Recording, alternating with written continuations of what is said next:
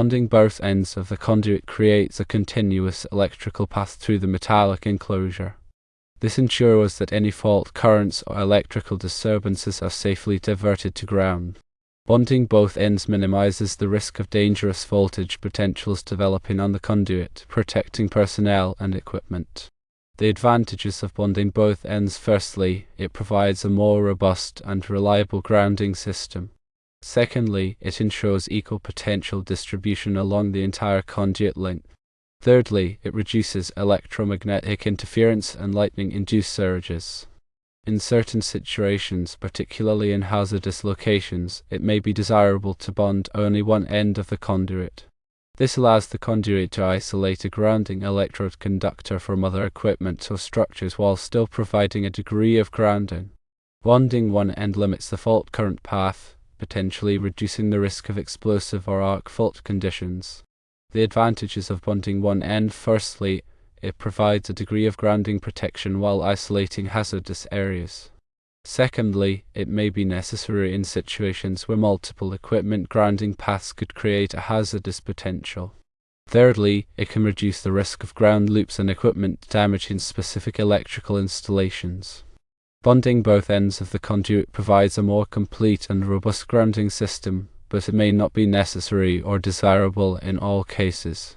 Bonding one end of the conduit can provide grounding protection while isolating hazardous areas, but it requires careful consideration of electrical requirements and potential hazards. The decision to bond both ends or only one end of a conduit encasing a grounding electrode conductor depends on the specific electrical environment and safety requirements. Bonding both ends is generally recommended for optimal safety and grounding performance, while bonding one end may be considered in hazardous locations or when other factors necessitate electrical isolation. The primary purpose of bonding electrical equipment, including conduit, is to create a low impedance path for fault current to return to the source. This ensures that overcurrent protective devices, such as circuit breakers or fuses, operate quickly to clear the fault, minimizing the risk of electrical shock and fire. When you bond both ends of a conduit, you are essentially creating a parallel path for fault current.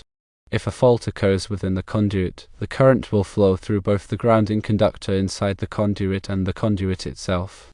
This reduces the overall impedance of the ground fault path, allowing for faster fault clearing. Bonding one end of the conduit may be suitable in situations where you want to isolate the equipment from ground loops or circulating currents. A ground loop occurs when there are multiple paths to ground, which can create unwanted current flow in the grounding system. This can cause interference with sensitive electronic equipment or create a shock hazard. By bonding only one end of the conduit, you can break the ground loop and prevent circulating currents. However, it is important to note that bonding only one end of the conduit may increase the impedance of the ground fault path, which could slow down fault clearing. In hazardous locations, such as those where flammable gases or vapors are present, it is particularly important to minimize the risk of arcing or sparking. Bonding both ends of the conduit can help to reduce the potential for arcing by providing a lower impedance path for fault current. However, in some cases, bonding only one end of the conduit may be preferred to prevent the conduit from becoming a source of ignition. The National Electrical Code, or NEC, provides specific requirements for grounding and bonding electrical equipment. It is important to consult the NEC to ensure that you are following the proper procedures for your specific application. The NEC generally requires that all metal enclosures, including conduit, be bonded to ground. However, there are some exceptions, such as for short sections of conduit that are used to protect cables. The NEC also provides guidance on the size of the grounding conductors that are required for different applications. It is important to select the correct size grounding conductor to ensure that it can safely carry the fault current.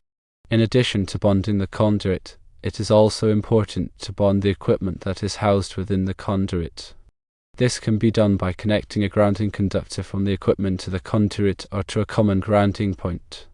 When bonding electrical equipment, it is important to use proper bonding techniques. This includes using listed bonding connectors and ensuring that the connections are clean and tight. Loose or corroded connections can increase the impedance of the ground fault path and reduce the effectiveness of the grounding system. Regular inspection and maintenance of the grounding system are also important. This includes checking the connections for tightness and corrosion and testing the impedance of the ground fault path. If any problems are found, they should be corrected immediately. Proper grounding and bonding are essential for electrical safety.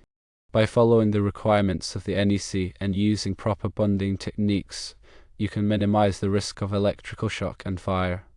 Grounding ensures a safe path for fault current to return to the source, tripping the overcurrent protection device.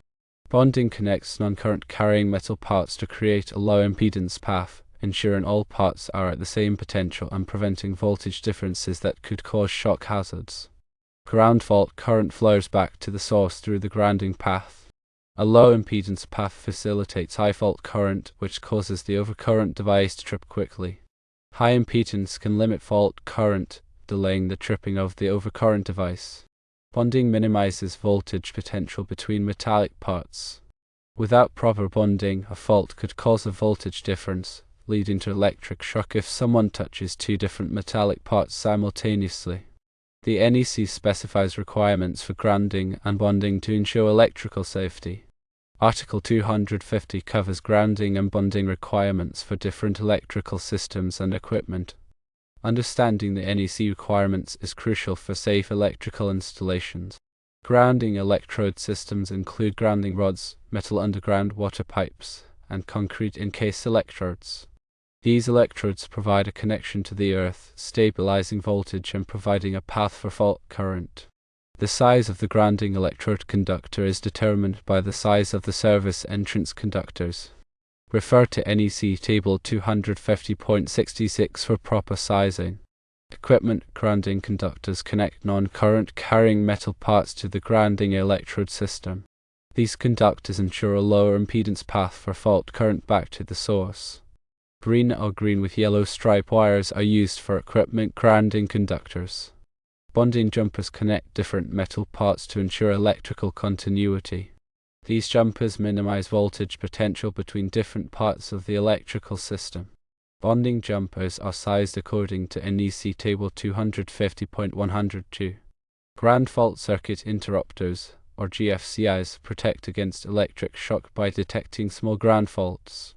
GFCIs trip the circuit when a ground fault current exceeds 5 mA, quickly interrupting the power supply.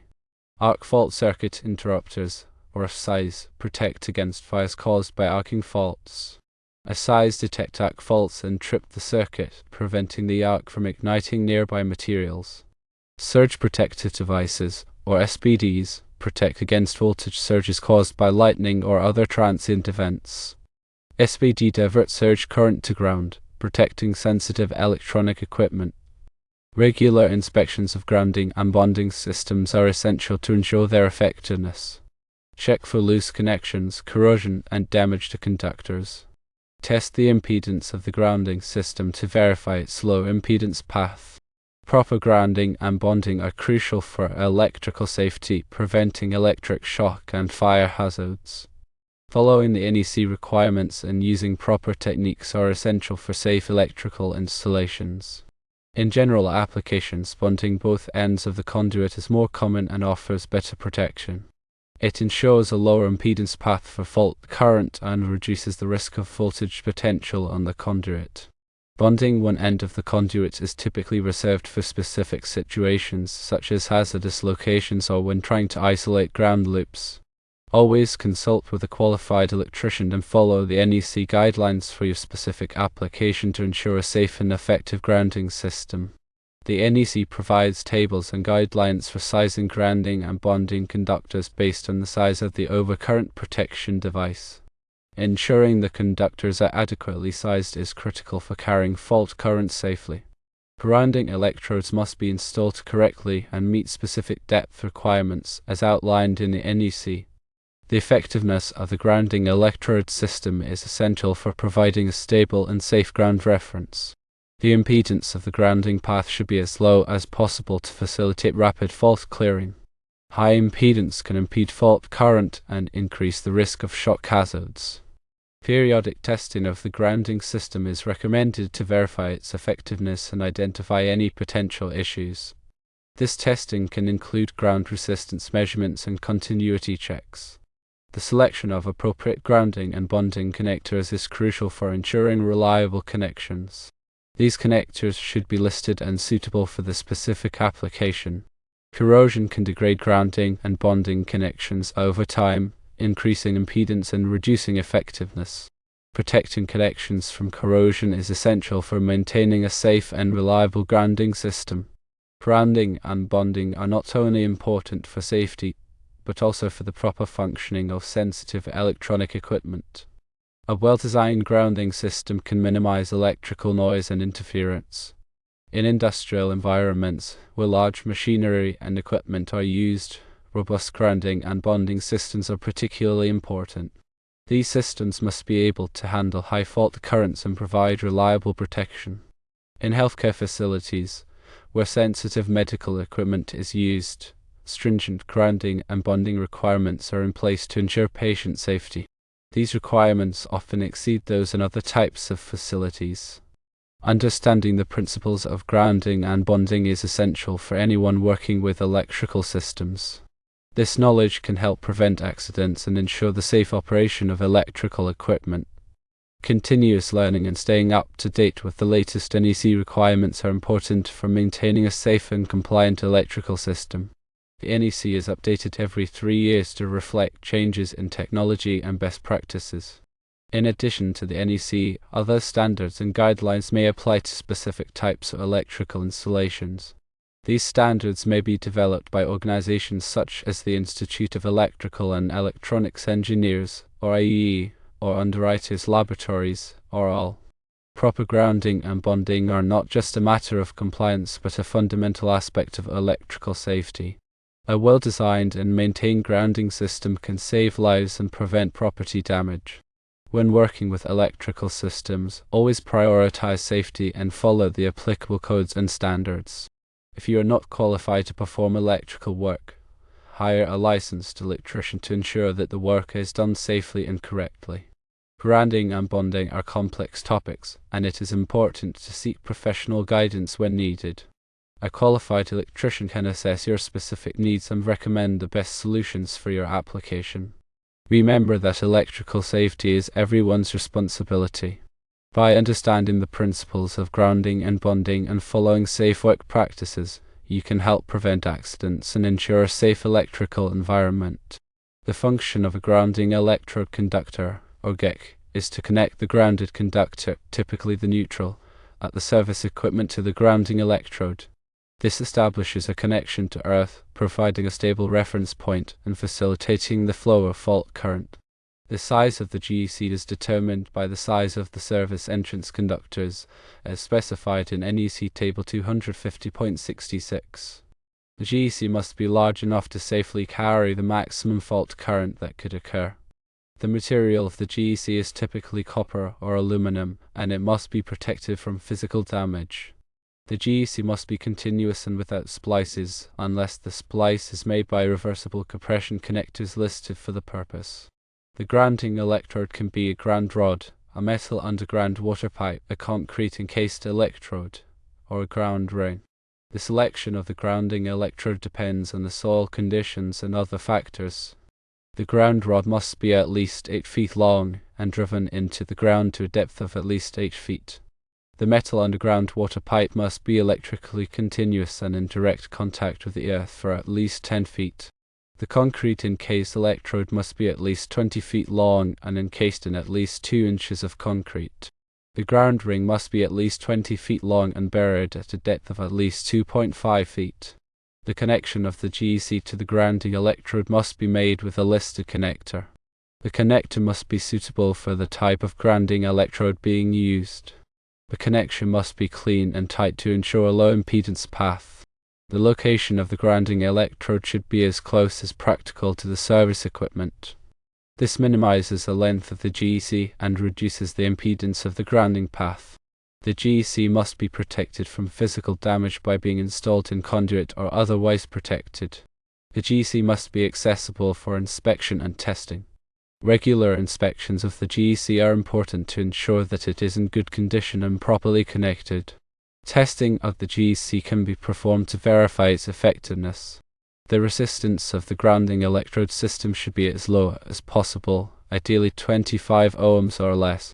A low resistance grounding system provides a more effective path for fault current and reduces the risk of electric shock. The GEC is an essential part of the electrical grounding system.